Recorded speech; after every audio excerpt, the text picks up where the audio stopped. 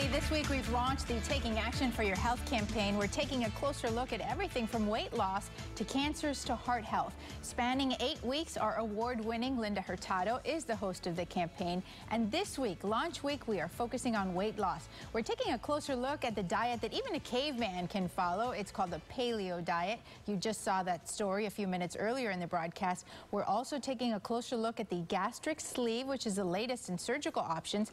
And you'll see why some folks are trading in their dumbbells for time at the ballet studio.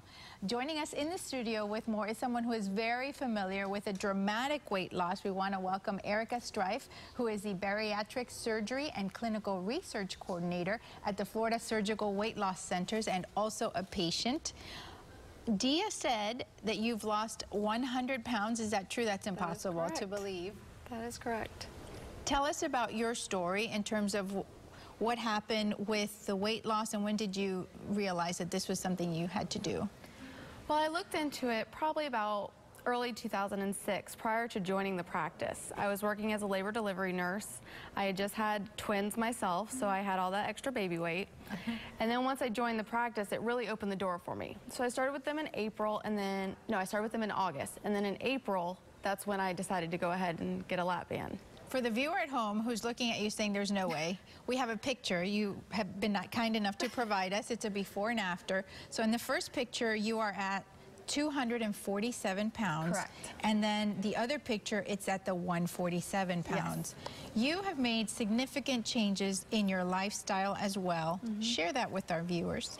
Well, the big thing is that no matter what bariatric surgery you choose, that it's a lifestyle change. It's a tool. So with us, my husband's also banded, so we just made those little changes. We share meals. When we go to restaurants, we order a smaller portion or something grilled instead of fried.